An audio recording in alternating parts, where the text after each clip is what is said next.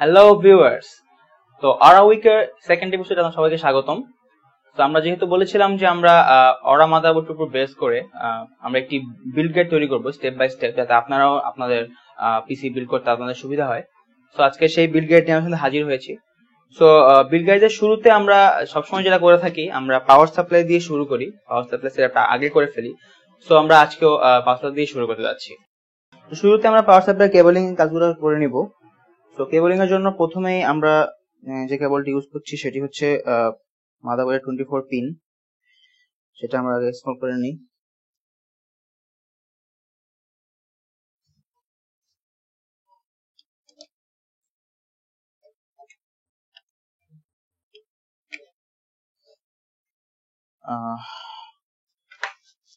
এরপর আমরা একটি পিসিআই এর জন্য ইউজ করছি, আমাদের গ্রাফিক্স কার্ডের জন্য।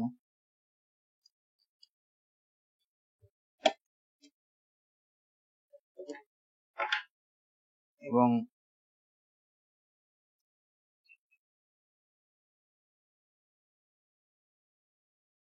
তো সিপিইউ 8 পিনের জন্য আমরা একটি 8 পিনের কেবল লাগাবো।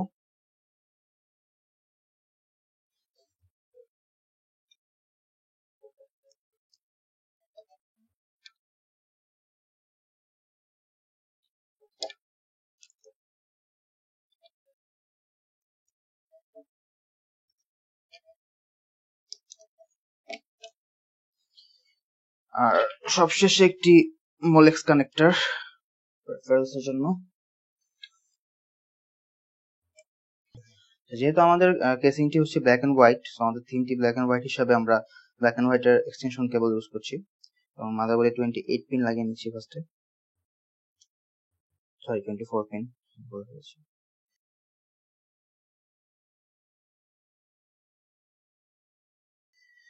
এবং পিসিআই এর জন্য আমরা ইউজ করব এক্সটেনশন কেবল।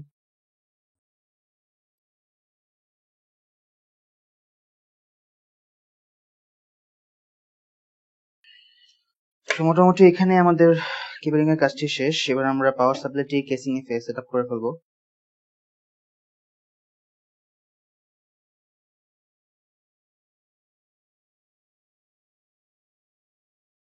আমরা এখন পাওয়ার সাপ্লাইটি ইনস্টল করে নিব। স্ক্রু করে দিচ্ছি।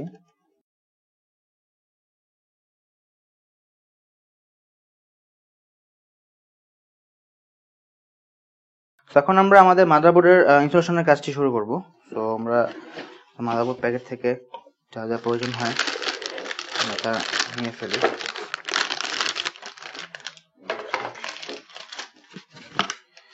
আইও শিল্ড সবসময় দরকার হবে, সবসময় এটা মনে রাখবেন। অনেক সময় অনেক আইও শিল্ড ছাড়াই লাগিয়ে ফেলে, পুরো মাদারবোর্ডটা আবার খুলতে হয়। তো মোটামুটি আমাদের আইও শিল্ড ছাড়া এখন আর কোনো অ্যাক্সেসরি দরকার হচ্ছে না, যেহেতু আমরা কোনো SATA ড্রাইভ ইউজ করছি না আপাতত এই বিল্ডের জন্য।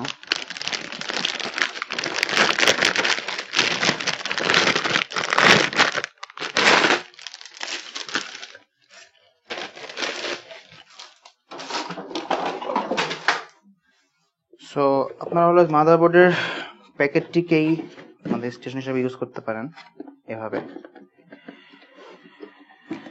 সো এখানে আমরা প্রথমে যেটা করব সেটা হচ্ছে সিপিইউ ইনস্টলেশন।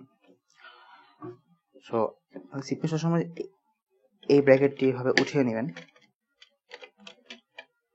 এটা হচ্ছে আমার সিপিইউ সকেট।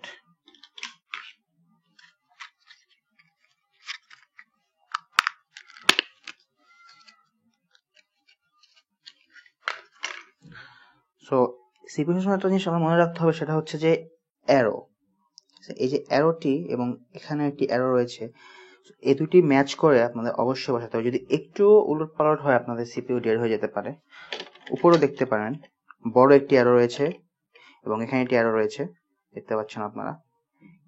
এই হিসাবে আপনার জিনিসটাকে ধরবেন এবং কোনো প্রেসার ক্রিয়েট করবেন না, জাস্ট হালকা করে বসিয়ে দিবেন বাস। এবং একটু জাস্ট চেক করার জন্য একটু নাইয়া দেখতে পারেন হালকা সেট হয়ে গেছে, এবং এভাবে রাখবেন, কোনো সো আমরা এখন মাদারবোর্ড ক্যাপটি লাগিয়ে দিব আস্তে করে, এভাবে, কোনো প্রেসার ক্রিয়েট করব না, জাস্ট এভাবে বসে গেল। জাস্ট একটু হালকা প্রেসার ক্রিয়েট করে লেভারটা বসায় দিবেন এর নিচে। এই ক্যাপটা অটোমেটিক পপ আপ করে চলে আসবে। সো আপনার CP installation complete. So RAM install করার সময় যেটা খেয়াল রাখতে হবে সেটা হচ্ছে স্লটের গ্যাপটি এবং আপনার র্যাম স্লটের যে গ্যাপটি অবশ্যই ম্যাচ হতে হবে ইকুয়ালি। এবং যে সাইডে লকটি নেই তার অপোজিট সাইডটা আগে বসিয়ে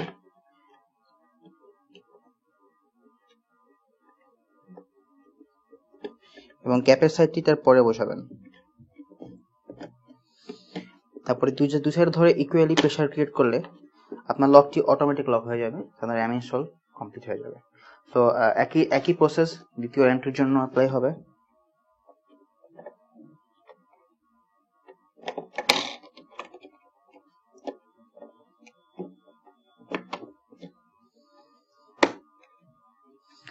সো মোটামুটি আমাদের র্যাম ইনস্টলেশন শেষ।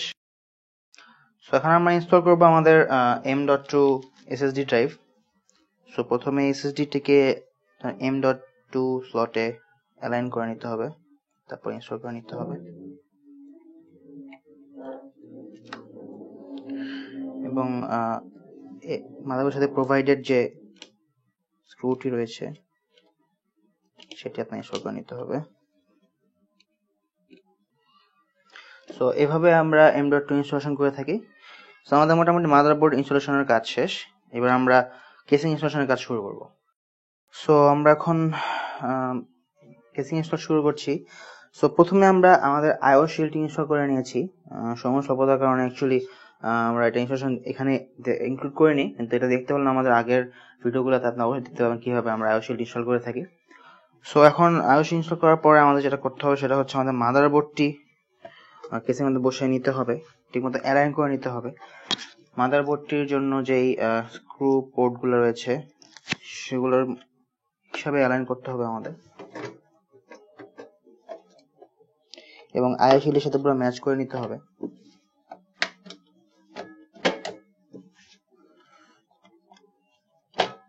সো আমাদের মাদারবোর্ডটি পজিশন মতো বসে গিয়েছে এবং এখন জাস্ট কেসিং এর সাথে ইনক্লুডেড যে স্ক্রুগুলো সেগুলোকে এই যে মাদারবোর্ড পোর্ট হোলগুলোতে জাস্ট আমরা লাগিয়ে দিব।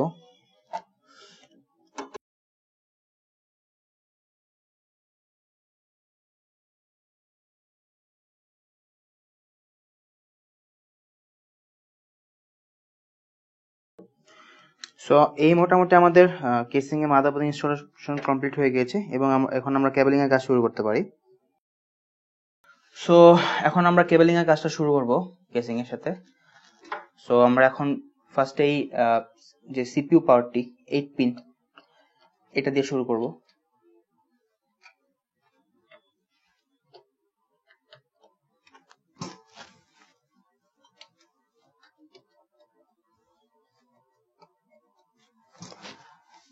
এটা হয়ে গিয়েছে। এবার আমরা করব হচ্ছে আমাদের 24 পিন কানেক্টর এক্সটেনশন যেটি আমরা নিয়ে এসেছি। এখন আমরা 24 পিনটা সেটআপ করব।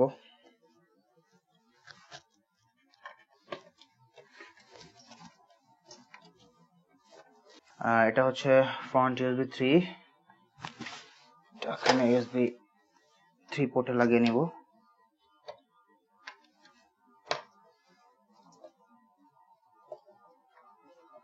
এবার আমাদের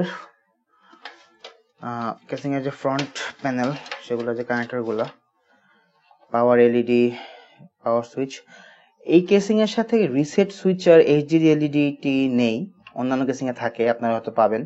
তো সেজন্য সেখানে আলাদা পোর্টস রয়েছে। সো এখানে শুধু আছে আপনার পাওয়ার সুইচ এবং পাওয়ার এলইডি। সো আমরা সেটা ইনস্টল করব। পাওয়ার সুইচের জন্য এখানে সব ইন্ডিকেটর দেওয়া আছে, আপনার কোনো সমস্যা নেই, দেখেই নিতে পারবেন।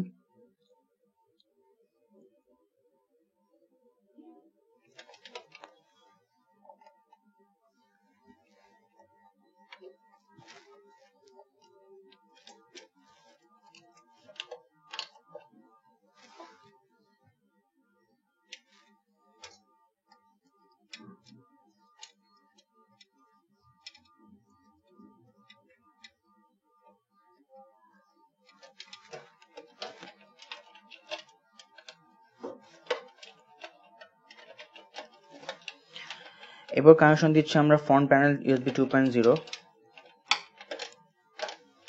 এখানে USB 2.0 পোর্টটি রয়েছে, এখন কানেকশন দিব।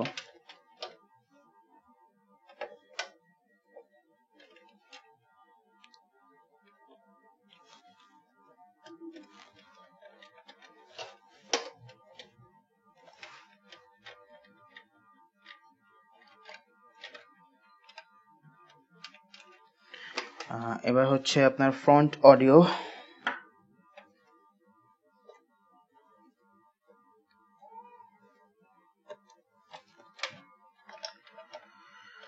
সো এই হচ্ছে মোটামুটি আপনার ফ্রন্ট প্যানেল সেটআপ আমাদের কমপ্লিট। এবার আমরা আমাদের কুলারটি লাগিয়ে নেব।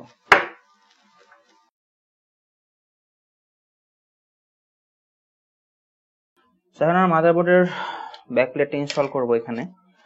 সো এটি ইনস্টল করার জন্য যেটা করতে হবে, এখানে ঠিকমতো অ্যালাইনমেন্ট আমাদের করতে হবে। এখানে অ্যালাইনমেন্ট করার জন্য এটা আপ ডাউন করা যায় এবং এখানে ইন্ডিকেটর দেওয়া আছে, তো সেই অনুযায়ী আমরা অ্যালাইন করব।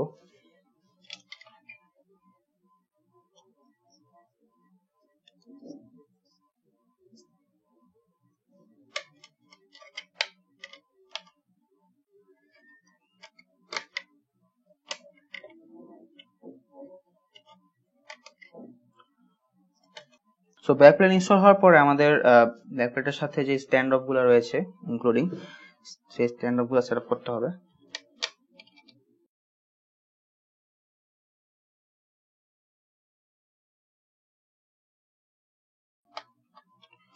সো আমাদের ব্যাকপ্লেট ইনস্টলেশনের কাজ এখানেই শেষ। এখন আমরা যেটা করবো সেটা হচ্ছে আমাদের কুলার ইনস্টল করবো। সেই জন্য সর্বপ্রথম যেটা করতে হবে সেটা হচ্ছে আমাদের থার্মাল কম্পাউন্ড ইউজ করতে হবে। সো এক্ষেত্রে আমরা GC extreme thermal compound use করছি।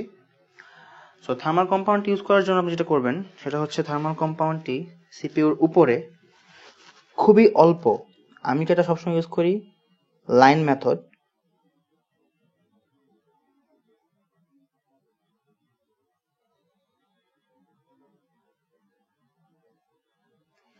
খুবই হালকা থার্মাল পেস্ট আপনি অ্যাপ্লাই করবেন, বেশি দিবেন না, কারণ অনেকে মনে করে যে যত বেশি থার্মাল পেস্ট দিবেন তত বেশি কুল থাকবে। আসলে কথাটা ভুল। তো খুব অল্প থার্মাল পেস্ট আমরা ইউজ করছি। সো আমরা যেটা করছি এখন রেডিয়েটরটা মাউন্ট করছি। সো রেডিয়েটরটা মাউন্ট করার জন্য আপনার রেডিয়েটরের মাউন্টের স্ক্রু হোলগুলো পজিশন করতে হবে ঠিক মতো।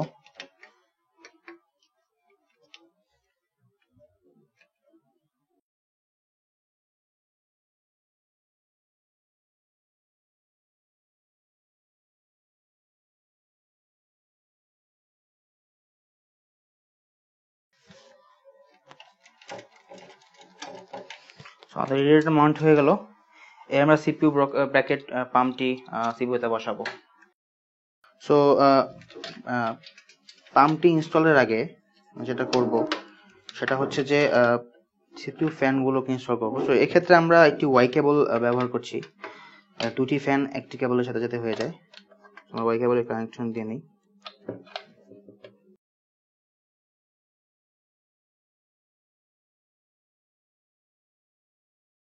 তখন আমরা আমাদের সিপিইউ মাউন্টটি বসাবো ব্র্যাকেট অনুযায়ী।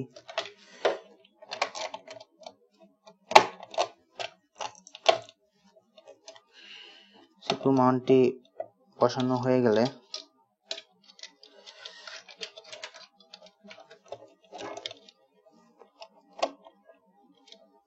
আমরা স্ক্রু করে দিব।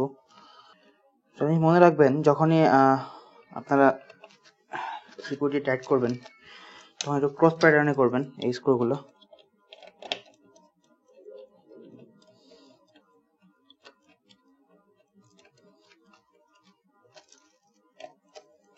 সো আমরা এখন রেডিয়েটরের যে ফ্যানগুলো আছে সেগুলোর কানেক্টরটি এবং পাম্পের যে কানেক্টর সেটি সেট আপ করবো।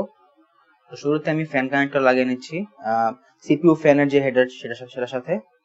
সো এখন যে পাম্প কানেক্টরটি সেটি লাগাচ্ছি হলাম পাম্প কানেক্টরে, আসুসের মাদারবোর্ডে এখন আলাদা করে ওয়াটার পাম্প কানেক্টর দেওয়াই থাকে, তো খুব ইজি হয়ে যায়।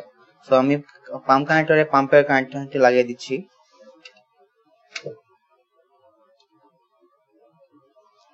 সো কানেকশনটি লাগানো হয়ে গেছে। সো আমাদের ওয়াটার কুলার লাগানো কমপ্লিট। এখন আমরা আমাদের গ্রাফিক্স কার্ডটি ইনস্টল করব, আমাদের GTX 980 Strix এডিশন। সো ফার্স্টে যেটা করতে হবে যে আমার দুইটা বে খুলে নিতে হবে। আমি দুইটা বে খুলে নিয়েছি। তারপর আপনার PCI Express 16 স্লটে আপনার সুন্দর মতো অ্যালাইন করে বসাতে হবে।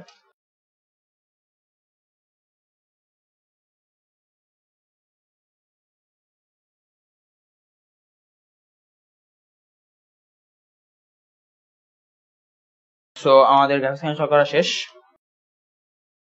সো পিছনে আমাদের আর তেমন কোনো কানেকশন দেওয়া বাকি নেই, শুধু দুটো মনেক্স কানেকশন দিতে হবে। একটি হলো এলইডি লাইটের আর একটি হচ্ছে এই ফ্যান কানেক্টরের। সো পিছনে তেমন কোনো কেবল ম্যানেজমেন্ট করিনি, কারণ করার দরকার হয়নি। সামনে এত সুন্দর একটি ফ্রন্ট প্যানেল দিয়ে ঢাকা আছে যে সব ভিতরে গুজে দিয়েছি, আর এখানে একটি কেবলটাই মেরে দিয়েছি জাস্ট একটু সাইডে রাখার জন্য। সো আমরা খালি এখন মনেক্স কানেকশনটি দিয়ে দিচ্ছি।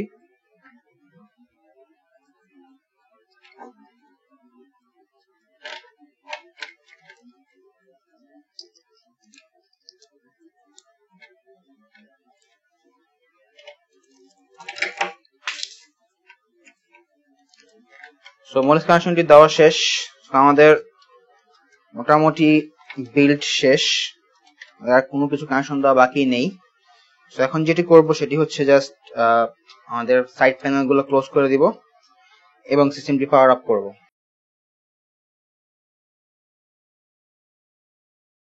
তো আমরা সাইড প্যানেলটি লাগিয়ে ফেলেছি এবং আমরা এবার অপর সাইড প্যানেলটি লাগিয়ে ফেলবো। তো এখন শুধু আমাদের কাজ বাকি হচ্ছে কম্পিউটারকে বুট আপ করা, এবং কম্পিউটার স্টার্ট করার পরে যদি সেটা বায়োস পর্যন্ত ঠিকমতো আমরা যেতে পারি তাহলে বুঝবো যে আমাদের সেটআপ সাকসেসফুল। এরপর আমরা আমাদের উইন্ডোজ এবং অন্যান্য সফটওয়্যার দিব। সো আমরা দেখতে পাচ্ছি আমাদের সিস্টেমটি পোস্ট বুট করেছে, আমরা বায়োস পর্যন্ত ঠিকমতো যেতে পেরেছি। তো তার মানে আমাদের সেটআপ 100% সাকসেসফুল হয়েছে। সো এই ছিল আমাদের আজকে আমাদের যে টেস্ট বেডটি, যে টেস্ট সিস্টেমটি আমাদের বোর্ডটির জন্য, তার সেটআপ টিউটোরিয়াল। আশা করি আপনাদের ভালো লেগেছে। আপনার যদি ভালো লেগে থাকে তাহলে অবশ্যই লাইক দিবেন, খারাপ লেগে থাকলে ডিসলাইক করবেন, এবং আপনাদের মূল্যবান মতামতগুলো আমাদের জানাবেন কমেন্ট সেকশনে। অবশ্যই কমেন্ট করবেন এবং আমাদেরকে সাবস্ক্রাইব করবেন এবং সাপোর্ট করবেন আগামীতে আরো এরকম যাতে আমরা ভিডিও আনতে পারি এর জন্য। এবং ওরা উইকের আগামী যে এপিসোডগুলো আসছে সেগুলো দেখার জন্য আপনাদের আমন্ত্রণ রইল। সো আজকে এই পর্যন্তই, ধন্যবাদ।